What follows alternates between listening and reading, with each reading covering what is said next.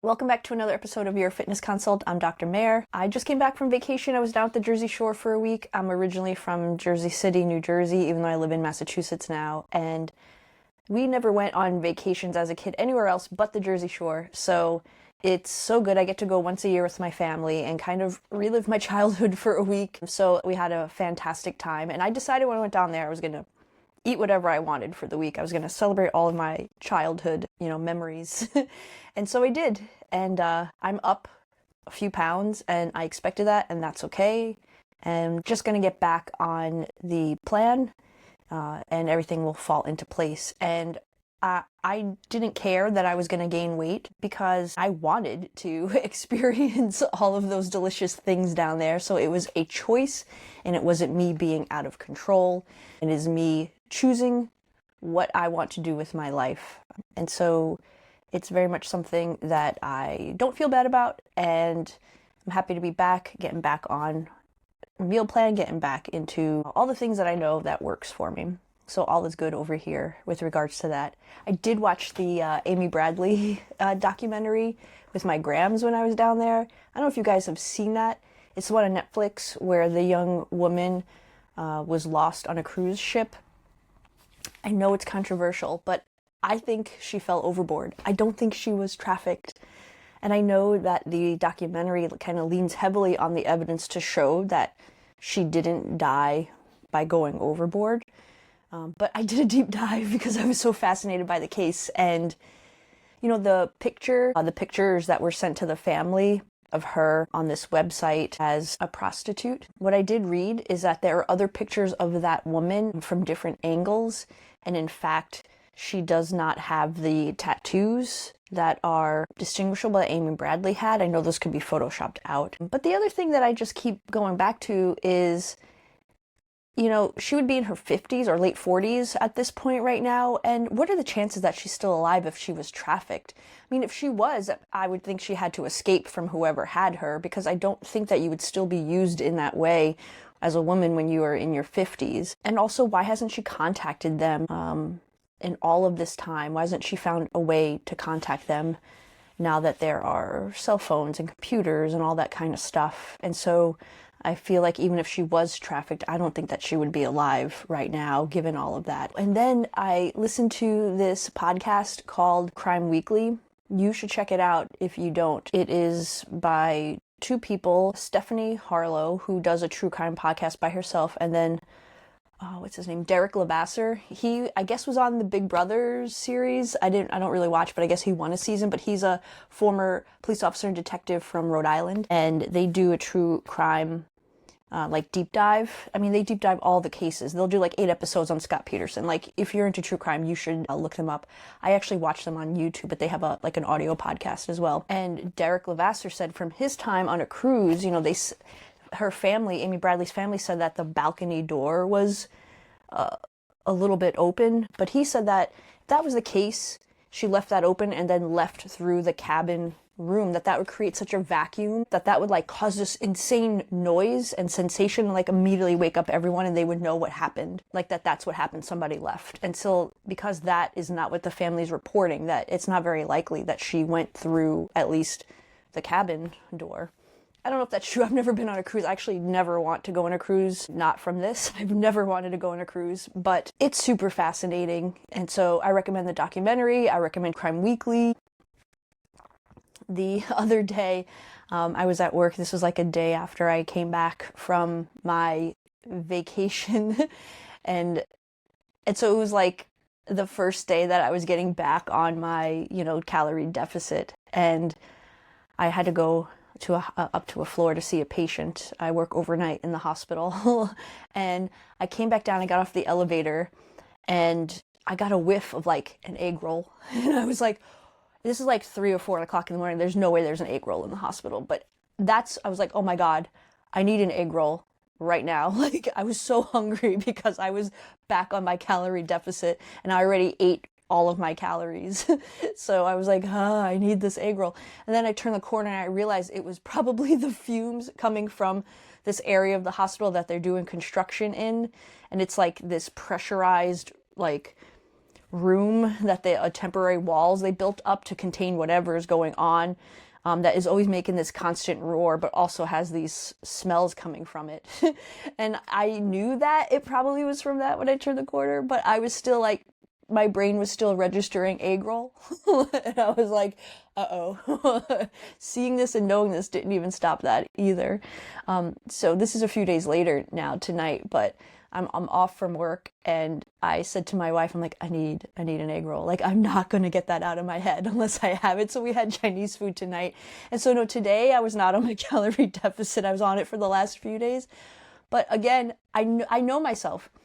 I know that if that's in my head, I will perseverate on that, and I will not get that out of my head. So it's out of my head, and I feel good about it. And back on the calorie deficit tomorrow. This is imperfect. I'm imperfect, but I do know that that would have lingered, and it would have just gotten worse and worse and made this more difficult for me. So I feel good about that decision as well. I wanted to give an update on my injury. So I talked about in my last podcast that when I was doing a snatch deadlift at my powerlifting gym, that I felt a snap on my left lower back that just took me down with severe pain, when it happened. It's been about 2 weeks now since the injury happened, and it definitely was getting better. And I would say it was like 70% improved by the end of the first week. And then by doing nothing in particular, it seemed to kind of flare up again, which can be expected. These injuries aren't always in a linear fashion. And so I am continuing to do the things that I know will work, which at this point for me is heat and avoiding the movement patterns, twisting, extension of my back, which are going to worsen that. I put myself on prednisone. Steroids will help with decreasing inflammation. And then most importantly, I'm taking it easy. I'm not looking to worsen my injury. I am still getting my steps in a day, which for, I don't know, at least a year or more has been 15,000 steps a day. Walking helps my pain and my soreness. My wife and I had a discussion last night, a frank discussion about what does this mean for my deadlifting and powerlifting days. I was just kind of getting started in powerlifting. I did 2 meets. The first one, I was healing from a broken foot. The second one, I was good, went really well. And I was thinking of doing a third one maybe 6 months from now, 6 to 9 months from now, but that's certainly not happening in that time frame, if at all. My wife's thought is, if I hurt myself doing deadlifts, why would I ever do deadlifts again? And that it doesn't mean I have to stop going to the gym. There's just do all the other things. Just don't do the thing that hurt your back. And my thought is that, this is potentially this is an injury I will heal from, but this is potentially an injury that I will heal from and still be able to do deadlifts safely if I do that correctly, and slowly. And it's just hard to predict what that's going to look like. I think it's going to take much, much longer than I originally thought. And given my age especially, I don't want to rush this process at all. And I would love to get back to deadlifting someday. And I can't do a powerlifting meet without deadlifts. And my wife then was talking to me about, well, why would I even want to do a powerlifting meet? Can't I just, even if I deadlift again, just deadlift with a smaller amount of weight? And of course, with wanting to compete, I want to make sure that I deadlift the most weight I can do. That's the competitions within myself. These are the really hard choices that, you have to make sometimes when you get injured or when things in your life change. And it would be a bummer if I couldn't get back to deadlifting or powerlifting again, but I do know that there are lots of other things that I can do in the gym. I can set other goals for myself. I know I will heal from this, and I know how to do that correctly. So things for me to think about, but also just makes me appreciate movement in general. And if you can get into the gym, go into the gym, because when you are restricted, it really takes a hit. It takes a hit, not just the physical hit that you take, but it takes that emotional, that mental hit. I'm someone that values my movement and my activity. And, I went through this when I broke my foot, and I was in a much worse state of mind.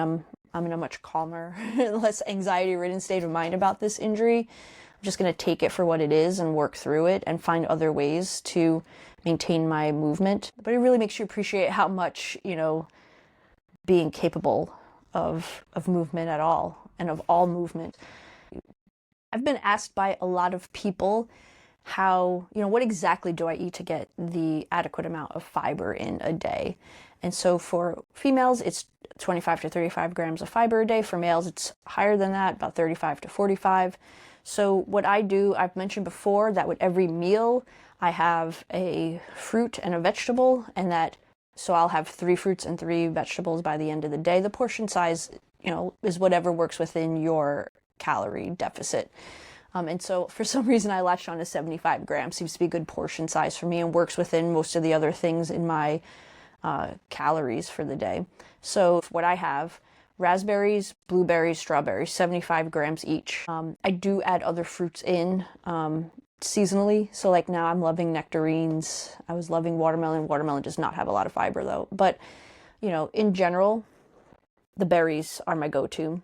And then for my vegetables, my infamous baby carrots, I love 75 grams of that. 75 grams of spinach or lettuce, I interchange those out. And then 75 grams of another vegetable. Right now it's raw red pepper, sometimes it's broccoli, sometimes it's sugar snap peas.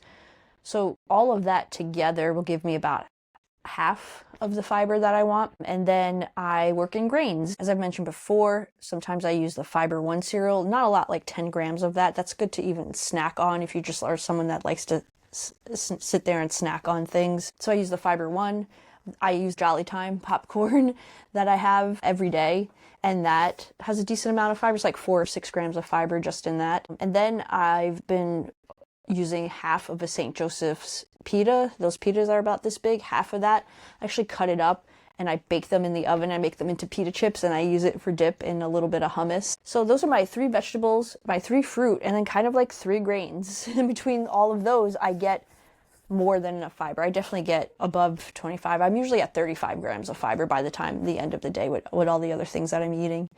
But 3 fruit, 3 vegetable, 3 grains. It definitely will get you there to the fiber that you need. So finally on to the bulk of the episode, which is part 3 of the series that I've been doing on gut health. So in this part, I want to talk about constipation and diarrhea in more detail and kind of the definitions of that, what causes are, when to seek medical treatment, what you can do if you suffer from these. And because we are talking about constipation and diarrhea, everyone has a poop story. And so I thought I would let you in on a poop story that I have between my wife and I. We've been together for 20 years, but this is back. We were just dating for a few months. We were in our 20s. I was like 24. She was like 26, 27 at the time. And she lived in Boston and I was from Jersey, and I was visiting her in Boston, and we were in not the safest or best area of Boston at the time. We were near Symphony Hall, and we were just walking around, and I had the urge that I had to really go to the bathroom. And, we were first dating, so this was not something that I really wanted her to know, but it was bad. And I was like, Erin, we have to go somewhere because I need to use the bathroom urgently. And so we went to a couple of places. We were actually just in the Christian Science Center that's there, this huge Christian Science Center. And they had a maparium, I don't know how you even pronounce that, where you kind of go into this giant globe, and it was super cool. We're not Christian scientists, but I love history and I love learning about this kind of stuff. And as a doctor, given that they don't believe in medications, I wanted to check that place out. So we were walking around there and then walking into, I think there was a Boston market that still existed at the time. And there were no public restrooms. And I was like, this is getting urgent. I have to go. And so we found a Starbucks. And so Erin went in first to check out the bathroom because it wasn't in a great area. And she was like, give me a minute. And what I didn't know at the time is that the bowl was full of poop already. And she tried to flush it and it wasn't going down. And so my wife now, but who was my girlfriend for only a few months at the time, she did one of these and went in with her hand and whatever paper towels or whatever there were, and unclogged the toilet bowl for me.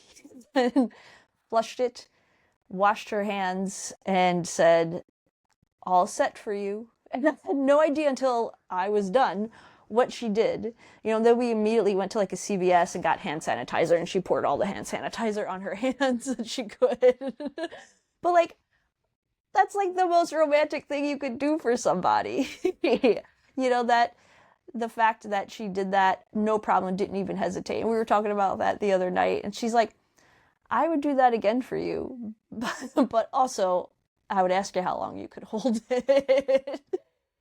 So that's one of the poop stories that I have as we go into this topic. Let's first talk about constipation. So what is constipation? Constipation is technically medically defined as if you have less than 3 bowel movements a week. Going along with that would be if there are small amounts, if they're like pebbles that come out, if it's very dry, if you have to strain while you're having the bowel movement, and then when you're done, if you feel that you haven't completely emptied. And this is all on like a regular basis. Acute constipation would be less than 2 weeks, going on for less than 2 weeks, and chronic constipation would be going on for longer than 2 weeks. The most common causes of constipation are not enough fiber, not enough water, not enough activity, hormonal changes during pregnancy or perimenopause, or even during a regular menstrual cycle. As people age, you can have decreased muscle tone of your colon, which means that you can't propel the stool out as well. This can also happen if people over abuse laxatives and then stop the laxatives. Because the laxatives helped move the stool out, your colon didn't have to continue its peristalsis, its constant contractions and its strong contractions to propel the stool out. And so it kind of loses that muscle tone as well if you overused laxatives in the past. Then there's some behavioral causes, such as if you're on a routine of your life and then you suddenly change that routine. So you go to, you work days and now you work nights, or you change your hours for whatever reason, change the times that you eat during the day. That can cause a change in your bowels. It can cause constipation. And then another one too is if you ignore that sensation. So sometimes you feel like you have to go, but it might not be a convenient time, and then you're like, okay, that feeling passed. If you do that enough, that also messes with the routine of your bowel. It messes with the brain of your bowel to say, okay, this is when we're going to have a bowel movement. Or, when I give these signals, this is when we have a bowel. There are certain medical conditions that can cause constipation. One of the main ones is irritable bowel syndrome. I'll talk more about that in detail later. You can have a predominantly diarrhea form, a predominantly constipation form, or a combined form where you go back and forth between the two. Pregnancy isn't a medical disease, but it is a condition that a woman is in for a temporary amount of time. As I mentioned, that can cause constipation. Hypothyroidism, so underactive thyroid, diabetes, neuro issues such as Parkinson's disease, multiple sclerosis, anything that messes with the nervous system, that affects the muscle tone, that affects the nerves to activate the bowel, and affects the muscle tone of the bowel. So also if you have pelvic floor dysfunction, it's difficult for you to then have those strong contractions of your bowels as well. And then there's some inflammatory bowel diseases that can lead to constipation. And I don't want to forget that colon cancer can cause constipation, it can cause diarrhea, just change in bowels in general. Certain medications can cause constipation. The biggest one that I see in the hospital anyway is from opiates. Morphine, Dilaudid, codeine, Vicodin, all of those, Percocet. Those can cause the slowing down of your bowels and can cause constipation. You can get bowel obstructions from that. Like, these medications have a lot of side effects, and that is one of the main side effects that they have. The other medications such as anti-inflammatories, the ibuprofen containing meds, Advil, naproxen, those medications, iron supplementations, calcium supplementations, your multivitamins that have iron and calcium in it can do it. Some older antidepressants such as tricyclic antidepressants, those would be your Elavil, amitriptyline would be the generic name for it, can cause that. Some antipsychotic medications, Abilify, Haldol, Seroquel. Diuretics will, because they dehydrate you. Diuretics are what we call, quote, water pills. anything that can cause dehydration can cause constipation as well. Antihistamines, which are also anticholinergic meds such as Benadryl, can also cause constipation through their mechanism of action on the bowels. And then finally, antacids that have a lot of calcium in, like Tums, can cause constipation. Not everyone that's on these medications will have constipation, but it's something to look at if you're finding that you're dealing with it. There are certain foods that can cause constipation. You always have to look at your diet when you're having a change in bowels or issues with your bowels. So red meat is notorious. It's basically foods that are high in fat and low in fiber that can do it. So red meat, high in fat. Fried foods, high in fat. Processed foods, high in fat and low in fiber. White bread is not very high in fiber, so if you eat a ton of that, that can cause constipation. And then finally, things that cause, again, dehydration. So excess caffeine, excess alcohol, those are kind of natural diuretics that make us pee. And so if you're not then taking in adequate water, if you're having a lot of caffeine or alcohol, you can have constipation as well. I did want to talk about hormones and constipation. So constipation is something that peri and postmenopausal women talk about a lot. They experience that a lot. And so it is because of the hormone changes that you experience. Decreased estrogen will cause decreased muscle tone. So again, the colon isn't having its strong contractions and working well to propel that stool out. The postmenopausal state can sometimes even lead to us being a little more dehydrated than usual. You can have pelvic floor dysfunction. And again, that could be an age-related thing. That can be a hormone-related thing. It's something that women experience from having kids, but that can obviously also cause constipation. During the perimenopausal and postmenopausal times, you tend to have higher cortisol. Higher cortisol will decrease muscle tone. Increased cortisol will slow down our digestion because we're in a fight or flight stage. So that would be an activation of your sympathetic nervous system, and that will kind of slow down the motility, slows down digestion, because that's not what we're focused on when we have high cortisol levels, when we have high stress levels. And then finally, there's progesterone. Progesterone itself will cause increased constipation because it slows down gastric motility, it slows down muscle tone. And so you might be wondering, well, in perimenopausal state, don't I have decreased progesterone? So shouldn't that not be contributing to constipation? But the progesterone levels do fluctuate enough during that time period in perimenopause that it can interfere with the motility of your stool. During the luteal phase of our menstrual cycle, right before we get our period, when progesterone levels are at their all-time high, that's why many of us will experience a slowing down of our bowel movements. Not technically the definition of constipation, but a slowing down of your bowel movements. That's because your progesterone levels are at an all-time high, and then those levels drop, and then you might experience actually increased in bowel movements the first few days of your period. That's why, because the progesterone levels have dropped. Okay, so what do you do when you are experiencing constipation?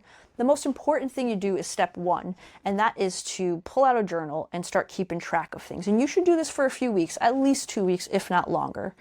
And you should write down how often you're having bowel movements. Do they seem to be smaller amounts than usual? What's the consistency? Are they seemingly harder than usual, looser than usual? If we're talking about constipation, they would either be normal or harder than usual. You want to talk about symptoms you're having. Are you finding you're having to strain when you're having a bowel movement? Are you noticing any blood? Do you have any pain, actual rectal pain, or pain in your abdomen? Have you been experiencing bloating, increased or decreased gas? All the things that go along with this. But you also want to track down what you ate for the day, because we want to try to find food patterns or behavioral patterns. So what did you eat for the day? Were you home most of this time? Were you away on vacation? Did your routine change at all? What part of your menstrual cycle are you in if you're a female? And how much water have you been drinking? Also important is, the stress you've been under. Was it a particularly stressful day, particularly easy day? All of those things. Keep track of that for a few weeks. This is something that's going to be important for you to identify things, but also to bring to your medical provider. And they don't care about reading all of this poop stuff. I don't care about it. It does not bother me whatsoever. People bringing pictures on their phone to show me their bowel movements when I see them in the hospital. It doesn't bother me. Like, give me all the information. I need all the information to be able to help you. So poop talk's not a problem when it comes to physicians or medical providers. So the things that you can do then is if you start noticing patterns, or you start realizing that you're not optimizing your behavior, optimizing your diet, these are the changes you can start to make. So again, you want to increase your fiber to the recommended levels. You want to do this gradually. Don't do this right away, because you can then cause the opposite effect and cause diarrhea and increased bloating, increased gas. So work this up gradually to the recommendations for your daily fiber intake. Also work on your fluid intake. There is no exact recommendation on how much water you should have a day. The 8 to 10 ounces is not really like a thing that's medically, scientifically based. It really should be till your urine is clear. That's how much water you should have. And don't just like down a whole big container for the water. Your urine, then you pee out a ton and it's super clear and you're like, I'm good. You don't want a bolus. Your body doesn't need all of that fluid at once. So if you drink 40 ounces at once, your body's going to say, I didn't need that. So it's going to pee most of it out. And it doesn't mean you're actually adequately hydrated, because your body needs water throughout the day. And so in that moment, your kidneys were like, I'll take care of this excess fluid, and you pee it out. But when your body needs it later on and you're like, well, I'm good, I already had, whatever ounces, your body is found to be needing it still. So you want to have it throughout the day, and really tailor it to when your urine is mostly clear. A general rule that people say is have half your body weight in ounces. So if you're, 150 pounds, have 75 ounces of water a day. But really it depends on so many things. And so you want to tailor it mostly to the color of your urine. And when you're increasing your fiber, you definitely have to increase your water intake, or you will have hard stools and difficulty having a bowel movement. Also take a look at the caffeine that you're taking in. Take a look at the alcohol that you're taking in, because again, those can have a diuretic effect on our body. It can cause us to pee. And so if you are finding that you're dealing with that, make sure you log caffeine and alcohol in on your diary and see if there's any correlation. Be honest about that. I know those are two things that are really hard to decrease the amount you're taking in, but take an honest look as if that could be related to the constipation you're experiencing. And then there is something to the whole, when you're trying to have a bowel movement, lean forward, put your feet up on like a stool, the whole squatty potty thing, and kind of keeping a neutral back. That will create the best possible anatomical way for your body to have a bowel movement. When do you seek medical help? So certainly seek medical help anytime you're feeling distressed and want to seek medical help, please do. But generally speaking, if there's blood, absolutely seek medical help. And it could just be that you've been straining a lot and so you've developed hemorrhoids and those are bleeding. It could be that the stool is so hard that it's actually causing some bleeding, because it's causing such irritation of the lining of your rectum as it's leaving the rectum. But you want to make sure that it's not something else going on that's causing both bleeding and constipation. So definite bleeding, go see your healthcare provider.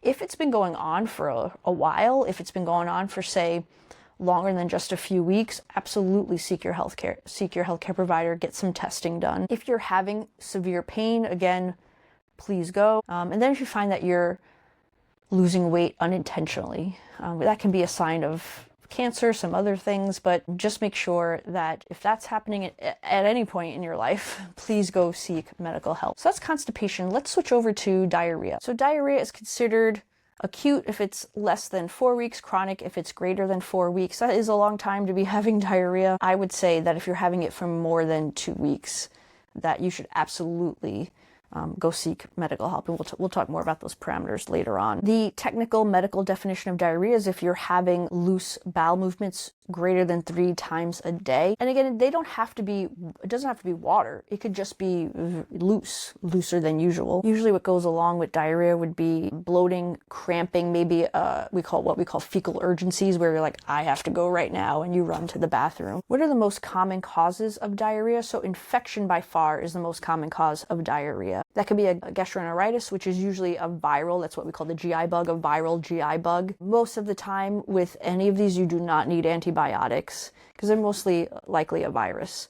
or your body will clear it on its own.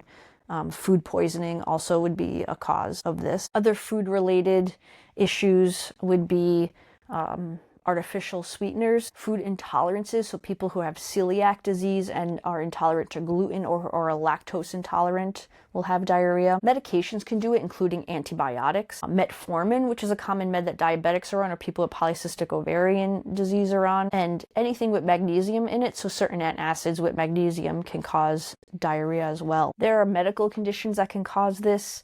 Hyperthyroidism, so overactive thyroid, stress and anxiety. Irritable bowel syndrome, as we already spoke about, can cause diarrhea, or constipation. Inflammatory bowel disease can cause diarrhea. Those are things such as Crohn's, ulcerative colitis, microscopic colitis. Colorectal cancer, again, can cause diarrhea, constipation, any change in bowels. You can have malabsorption disorders, such as people have pancreatic insufficiency. Your celiac disease and your lactose intolerance can fall under those as well. And then certain states such as B12 deficiency, vitamin B12 deficiency, or iron deficiency. What to do if you're finding yourself experiencing diarrhea? I want you to pull out that food journal again, or that journal, poop journal, if you want to call it that. And you want to write down, again, all of the things that are going on in your life. I wouldn't exactly go for 2 weeks with this. I would go 3 to 4 days, maybe even up to a week, depending on how bad the symptoms are, before I would focus on this journal and then take it to somebody. If this is not happening every day for you, but is happening a few times a week or even a few times a month, then that's something that you could go longer with the journal before I would think that you should have to seek medical advice. But certainly if this is happening multiple times a day, every day, by the third or fourth day, please go see somebody to see what you could do. You don't want to risk dehydration. But again, if this is intermittent or frequent enough that it's bothering you, but not every day, pull out that journal and start writing down again what time of day this is happening, what you're doing, what kind of day are you having, are you very stressed out, what foods are you eating, what kind of drinks are you taking in. And then if you're seeing blood, if there's a lot of mucus, what color, all the usual things you want to put in this journal. Also make sure you put in what other symptoms you're having. Was this one of those fecal urgency issues where you had to run to go to the bathroom? Did you have a lot of pain, bloating, those kinds of things? Next thing that you want to do is make sure that you are taking in enough fluids. It is very easy to get dehydrated when you're having episodes of diarrhea. So maybe you get 80 ounces of water a day. You might have to get 100, 120 ounces when you're experiencing this much diarrhea. So if you feel thirsty, drink water. That's just a basic thing. Often when I see patients in the hospital, sometimes it's hard to tell if somebody is dehydrated or not. If they're severely dehydrated, you can see that for sure. But I always ask if I'm concerned, are you thirsty right now? And people, a lot of the time, will say yes. Can I have water? And that is a sign that they are dehydrated. If your body is telling you you're thirsty, you likely are dehydrated. You want to make sure you keep up with your electrolytes as well during this time. You don't want your potassium, magnesium, sodium to drop while you're experiencing diarrhea. So make sure you keep up with your electrolytes. You then want to adjust your diet. So you want to look at some of the foods that you're eating. Maybe you don't know about a dairy lactose intolerance that you might be having. Maybe you do have a gluten sensitivity, maybe not actual celiac disease, but a gluten sensitivity. Again, keep track of foods that might trigger this for you. That should all be in your journal. So if you start to see patterns with certain foods, then act on that. Sometimes eating smaller, more frequent meals throughout the day can help with diarrhea. People talk about the brat diet, bananas, rice, apples, or applesauce, and toast. There's no scientific evidence that the brat diet actually will help with diarrhea. In fact, in general, it's kind of a bland diet will help. So avoid fatty foods, spicy foods, and like I said, maybe dairy or foods high in gluten. But there really isn't any scientific evidence to support the brat diet is the thing that you should be doing. Just a bland diet in general will help. And then also avoid high fiber diets during this time, because the more fiber you take in, the more likely you are to continue to have diarrhea. So during this time period when you're trying to figure this out, lower that fiber. Often I'm asked, when to take an over-the-counter medication like Imodium or Pepto-Bismol. Those will help slow down diarrhea. In general, these medications aren't great. I spoke about, I believe in the first part of the gut health series about Imodium. Imodium will actually work to slow down the motility of the bowels. And that's, again, nothing that you want to take too often or too high doses of. A lot of the times, I see this all the time in the hospital, people have been having diarrhea and they're taking Imodium and then the diarrhea stops. But then now they go into constipation because that affected their bowels so much that now their motility slowed down so much that it's not jump starting again. So these are not benign medications. It would be ideal if you could talk to your provider. I know you can't all the time, so I would not suggest taking them frequently, only if absolutely desperate that you have to take them. And they're not for everybody, so only if it's medically safe for you. If you are experiencing blood or fevers, do not take over-the-counter medications at all. Just avoid it. And if you're experiencing those symptoms, talk to your healthcare provider. So when to seek medical help? Again, if you're having persistent fevers, if you're having blood in your stools, if you're having a huge amount of weight loss, if you're feeling very dehydrated or symptoms of dehydration, which could be, dizziness, feeling very thirsty, feeling very weak and tired, not being able to get out of bed or off the toilet, those are all signs or symptoms that you need IV fluids, you need to get to a hospital, you need to talk to your medical provider. And I would just also add too, if you're having severe pain or if symptoms are lasting more than depending on who the person is, if you're older, 3 days might be a lot. If you're younger, maybe 4 or 5, but certainly don't put up with that if you're experiencing any of the red flag symptoms. All right, so I wanted to end this episode by talking about the chronic GI illnesses that many of us might be experiencing or that we hear in the zeitgeist. So we talked a bit about irritable bowel syndrome in my first episode on gut health, but let's talk about that again. So irritable bowel syndrome is a functional disorder, meaning that when you actually inspect the colon with a colonoscopy, everything looks good. When you take biopsies, everything looks good, but clearly the person's having symptoms. So there's something going on functionally, not with the actual tissue itself on the microscopic level. And so you can have, there's predominant type diarrhea, predominant type constipation, and then the intermittent fluctuating diarrhea constipation. The exact cause of this isn't very well known. Sometimes it's grouped into families. It seems to be related to stress and anxiety. They think it could be related to changes in your gut microbiome or motility issue with the bowels. They're not really sure. The diagnosis is really difficult as well. There's not a test to diagnose this. It really is a diagnosis of exclusion after you go through all of the other things to try to rule out. So it's really hard to nail down. The treatment for it would be sometimes spasmodic medications can help. Sometimes antidepressants can actually help. They think that's related either to the stress or anxiety component or to the gut-brain connection. Avoid trigger foods, and if you're keeping your food diary, you can notice some trigger foods, and that could be the gluten, the dairy, the alcohol, the fried foods, anything that you see. We're all different, so any foods that can seem to trigger these symptoms for you, just avoid them. And you can do an elimination trial. So you can say, well, I've been seeing kind of a link to dairy. And so then you can try to take dairy out of your diet and see how that works. If that helps your symptoms, then you had an intolerance to dairy. And again, it doesn't have to be a true lactose intolerance.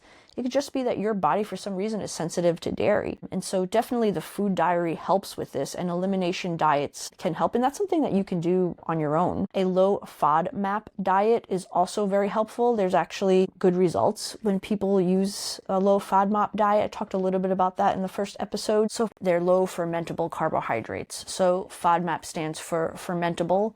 The O is oligosaccharides, the D is disaccharides, M are monosaccharides, those are all sugars, those are all carbs. The A is for end, polyols, Polyols. So the thought is that these fermentable foods, we talked about that too in the actual part 2 of the gut health series, fermentable foods can cause bloating and diarrhea and increased gas and all of that. So to stay away from those, to have a low FODMAP diet. Fermentable foods are also prebiotics and they feed bacteria, and you don't want to feed maybe an overgrowth of bacteria that you might have that might be causing your symptoms. So a low FODMAP diet works in many of the conditions we're going to talk about, including irritable bowel syndrome. So foods that are on the low FODMAP diet are easily found online, but just to name a few of the common ones would be carrots, peppers, cucumbers, zucchini, lettuce, green beans, potatoes.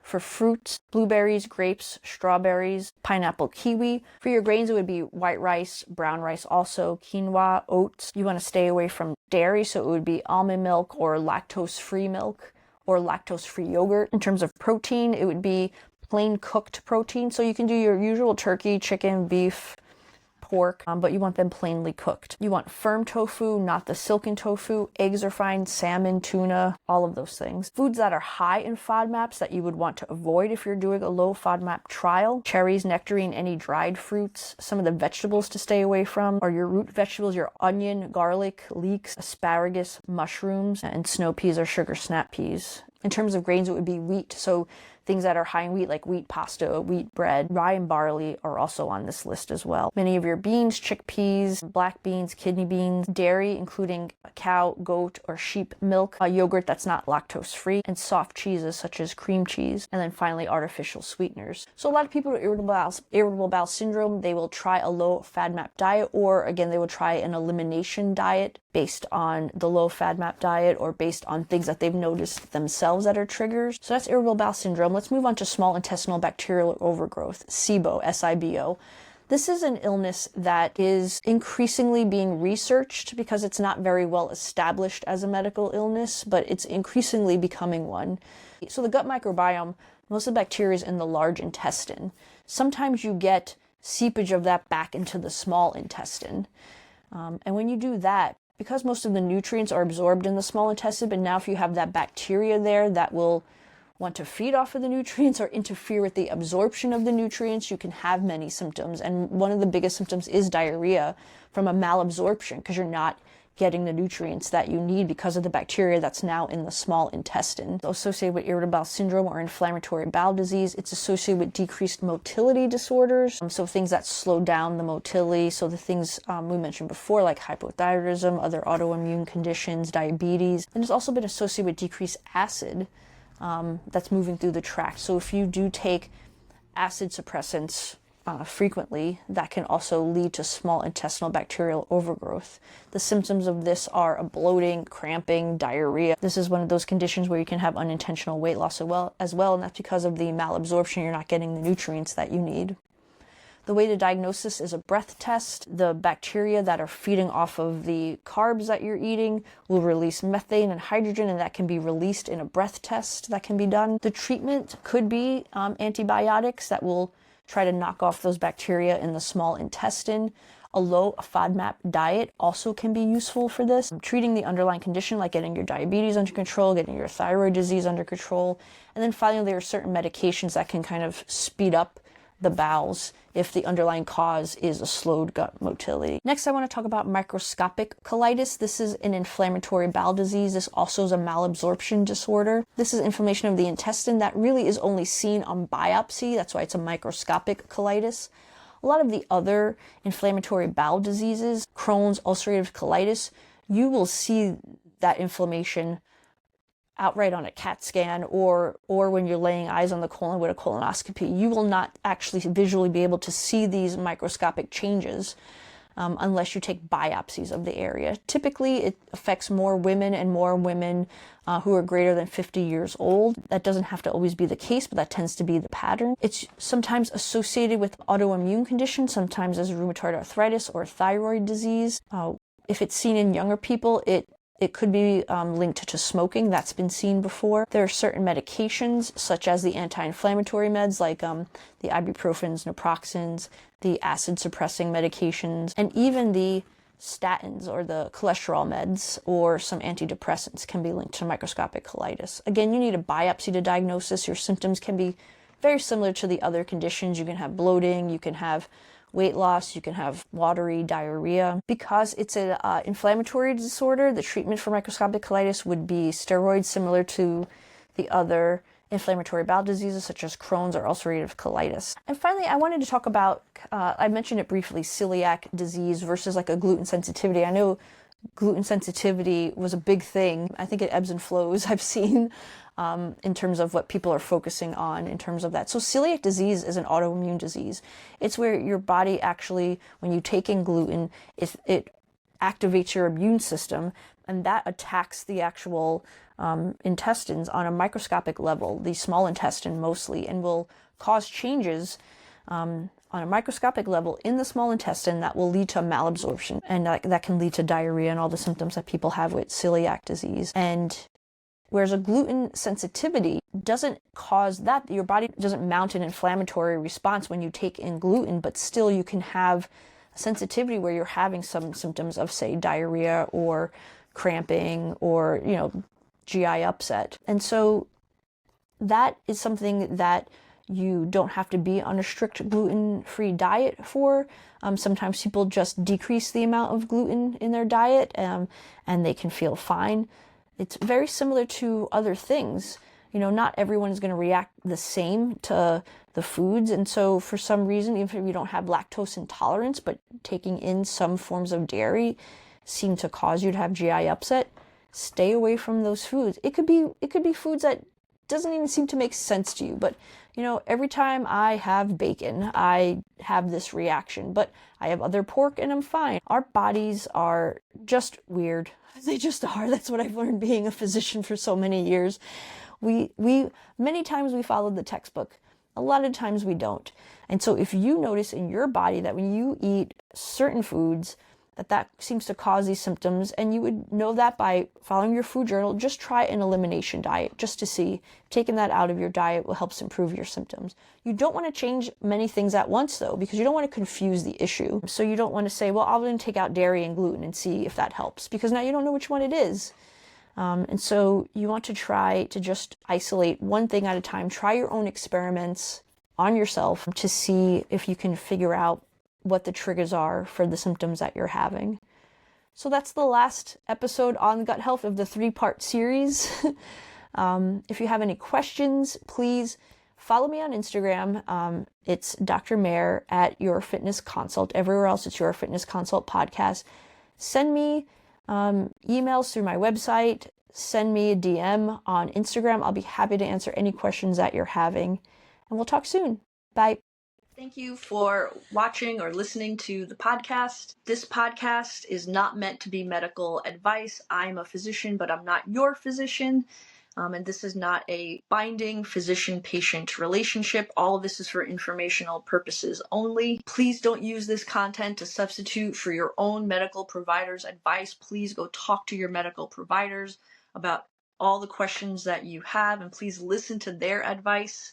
If there's an urgent situation you find yourself in, please call 911, go to the nearest emergency department, and just know that medical knowledge always evolves. So while this may be current knowledge at the time, whenever you're listening or watching this, that knowledge may have evolved. Talk to you soon.